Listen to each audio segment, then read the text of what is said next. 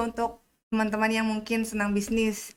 Ini pertanyaannya juga mungkin menarik. Kira-kira prospek bisnis apa sih Pak yang bagus untuk tahun 2021 ini? Dan nanti kira-kira sektor apa yang berpengaruh terhadap keadaan sekarang ini gitu dan apa yang akan meningkat Ya, sektor yang bagusnya? ya, Dan juga nanti mungkin di akhir juga bisa Bapak jelaskan juga bagaimana karakteristik trading forex. trading forex. Oke, siap. Kita satu-satu ya. Iya, Jadi siap. bisnis ya. Jadi begini, bagi saya pribadi, saya juga seorang pebisnis. Hmm. Em, saya sebenarnya, saya kalau di usia Ryan yang hari ini tanggal 20 Januari besok umur 35, saya adalah orang yang sudah mulai konservatif. Bukan lagi yang jor-joran gitu. Saya sudah tidak begitu agresif lah boleh dibilang ya. Beda sama teman-teman saya yang hari ini baru 30-an, baru kenal keuangan gitu. Oh, dia lagi agresif-agresif ya karena ngerasa tertinggal kan gitu Iya. ya. Jadi saya sudah agak agak defensif gitu ya. Jadi saya ingin cerita kepada teman-teman semua bahwa ada bisnis yang dalam keadaan apapun dia akan selalu ada. Ada bisnis yang sifatnya tematis. Jadi dia ada, dia berubah, ada berubah. Suatu transformasinya dan evolusinya itu cukup cepat. Ya misalnya bisnis makanan. Menurut saya bisnis makanan itu adalah suatu bisnis yang defensif. Kenapa? Karena semua orang perlu makan. Iya. Tapi kalau menjadi sangat tematis, bukan makanannya, tapi adalah misalnya adalah appetizer-nya dan lain sebagainya. Ini kan ada banyak sekali geser ya. Dari boba-bobaan, geser lagi dari kopi-kopian gitu ya. Ntar mungkin jadi ganti lagi ke tempat lain gitu ya. Itu kita perlu skill penuh gitu. Nah, kalau misalnya dari saya, Anda harus sadar bahwa ada 4 sektor yang defensif dalam hidup kita.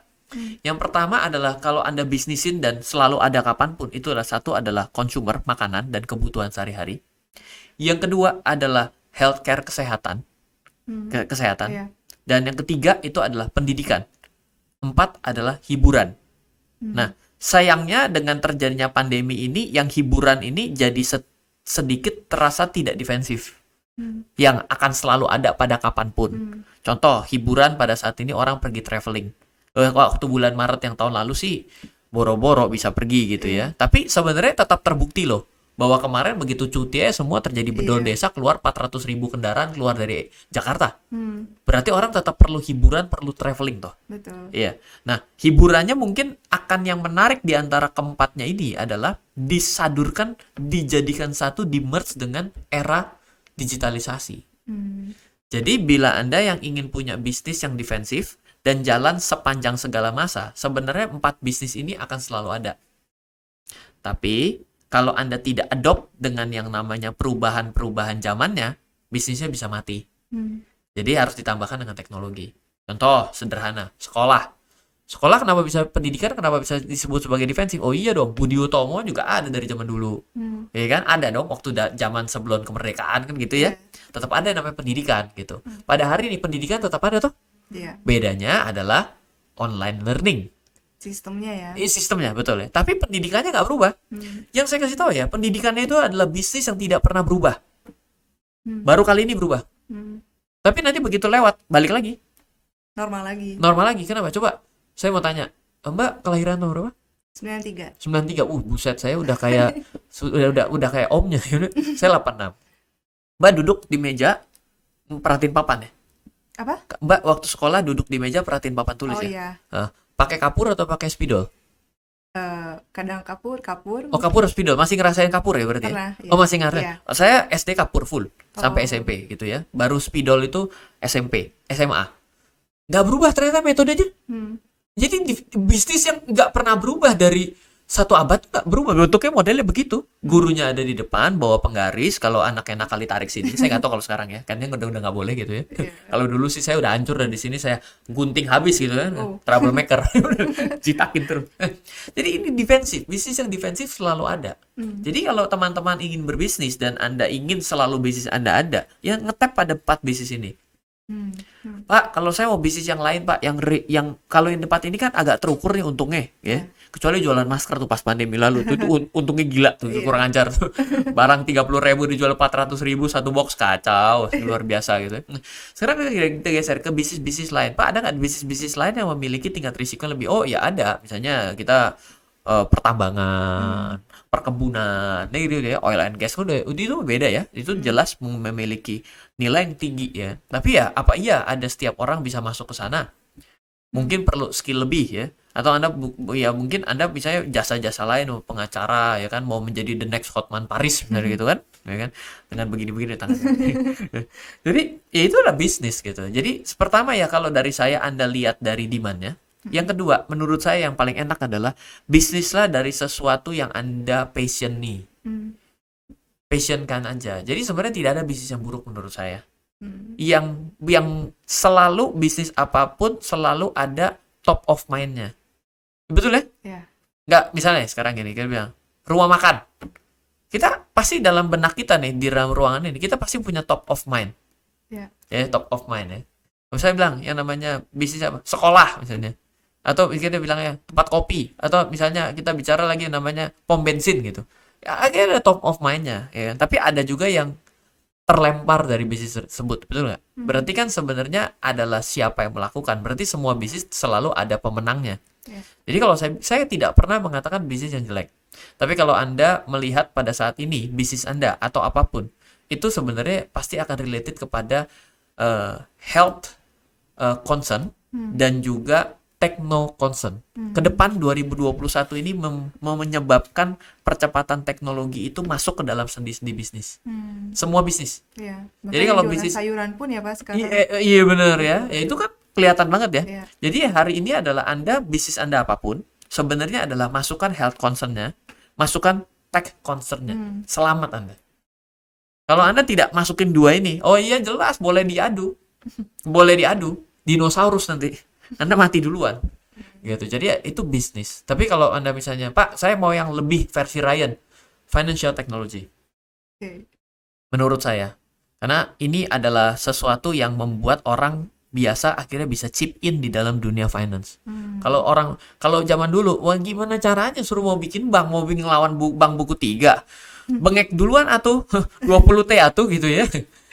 Tapi hari ini kan enggak. Peer to peer lending 2,5 miliar, Bos. Iya kan? Securities crowdfunding, peraturan POJK 2,5 miliar, Bos. Murah gitu. Jadi murah dibandingin 20 triliun, bukan dari 2,5 miliaran Ryan punya, tapi 2,5 miliar dibanding 20 triliun, Anda mau pilih yang mana untuk chip in di dalam dunia finance. Tapi harus ada tech-nya, kalau tidak, gak ada gunanya. Online trading ini kan menarik ya. Jadi itu bisnis yang menurut saya akan menjadi next trend-nya di 2020 ini, dipaksa. Papa saya dulu gak pernah bisa video call. Ya kan? Hari ini jadi lebih gapean dia gitu ya. Pertama kali Google Meet bisa ada background belakangnya, dia yang tahu duluan. Udah bisa Google Meet, udah bisa backgroundnya. Hah? Emang bisa? Saya bilang. Kita kalah loh. Kalah ya. Nah, itu artinya tadinya ya papa saya kan udah 60 lebih, 65 lebih ya. Itu artinya pada hari ini kita dipaksa untuk melek teknologi toh. Betul. Berarti kan demand-nya di situ akan ada. Iya. Makanya saham-saham teknologi di Amerika, wow, harganya bukan naik kemana lagi, nggak tahu ada di mana aja, sampai bingung gitu kan. Ya, kira-kira begitulah sudut pandang bisnis menurut saya saat ini ke depan. Oke, baik. Tadi Bapak sempat singgung juga soal online trading nih Pak. Jadi menurut Bapak sendiri karakteristik kalau misalnya kita trading forex itu gimana nih Pak? Ya, jadi ada satu pemahaman yang keliru gitu ya. Sebenarnya tidak bisa dibilang keliru juga, tapi saya tetap menyatakan bahwa ini keliru. Bahwa orang selalu mengatakan bahwa trading forex adalah suatu trading yang risiko tinggi. Trading apapun risikonya tinggi. Nah, coba trading batu bara, coba saya pengen lihat kalau tongkangnya di tengah kapal itu karena kalori tinggi itu kebakaran, Anda nggak pusing juga ya. Itu semua risiko tinggi. Sebenarnya pertanyaannya adalah seberapa Anda siap, bersiap-siap nggak? Banyak orang yang trading forex itu ya, modalnya kecil, ngambil lotnya gede. Bablas duluan. Kenapa? Lah, sekarang saya mau tanya begini ya. Pertanyaan yang paling gampang ya. Anda trading forex itu tipsnya begini. Anda tahu nggak sih kalau Anda pencet satu lot, harganya naik 1 poin, itu dapat berapa? Dan turun 1 poin dapat berapa?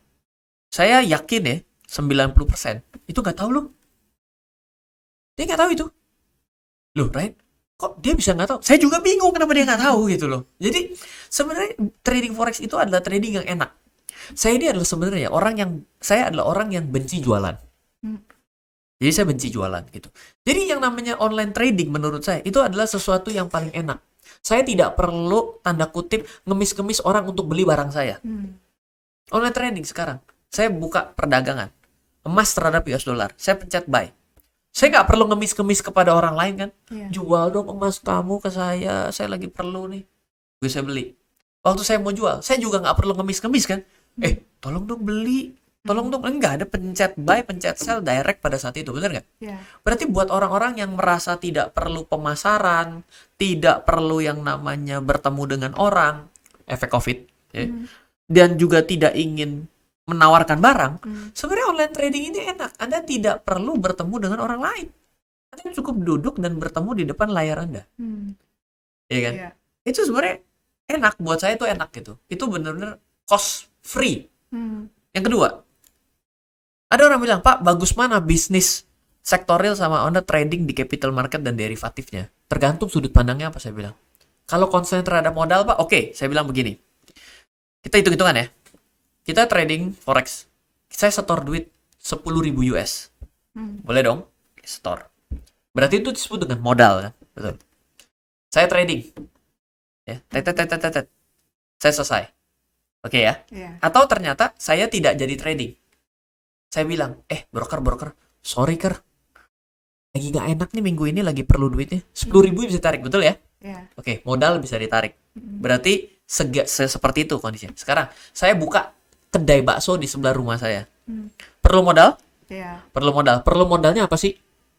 Gerobak, tempat, piring, centong, nasi, ya loh, bahan jualannya, baksonya, daging bakso ya, seledri, apapun lah, micin yang jangan lupa karena micin sumber kesuksesan untuk dagang makanan gitu ya. Perlu modal ya? Terus tiba-tiba baru hari kedua, belum buka nih, baru mau launching, nggak feeling nih sama dagang bakso. Saya mau tarik modal saya, bisa? Enggak. Kok nggak bisa?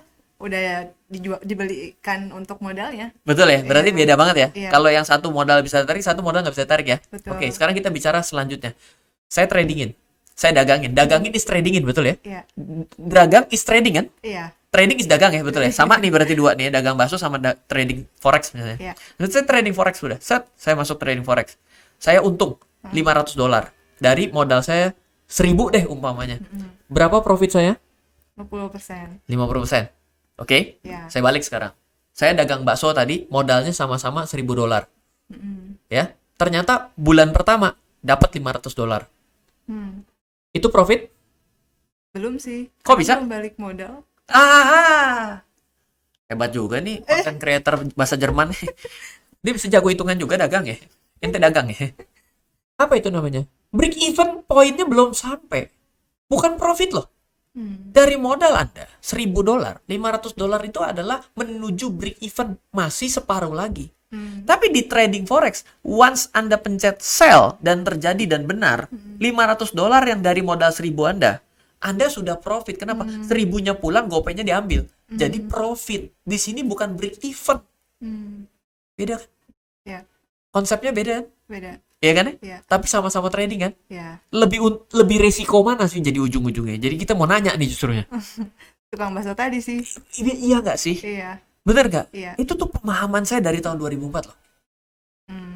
Saya begitu ketemu sama teman dagang ini, loh saya juga dagang, saya bilang. Saya juga pedagang. Saya pedagang aksesoris handphone. Saya punya fakultas dulu Trisakti. Belakangnya kan berarti Roximas dong. Ya kan saya dagang aksesoris handphone dan handphone. Nah, karena saya seperti hari ini dropshipping, jadi saya relatively tanpa modal. Yang penting kamera yang bagus, to style, ya kan? Dulu gitu ya. Tapi kalau teman saya bilang, enggak, dagang itu lebih kecil resikonya. Iya benar kalau motretin barangnya orang, tapi ada resiko selanjutnya kalau motretin barang orang. Iya dong? Begitu dipotret, udah diorder, barangnya nggak ada terus. Iya, betul. Kapan lu untung? Iya. Bener nggak? Iya. Kan always trade off. Jadi kalau dibilang lebih tinggi resikonya, saya bilang, saya mengimajinasikan kata-kata lebih tinggi risikonya di mana. Gitu. Saya tidak merasakan bahwa risikonya tinggi, tapi ketidaktahuan kita terhadap segala sesuatulah yang menyebabkan risiko itu ada. Oke, baik.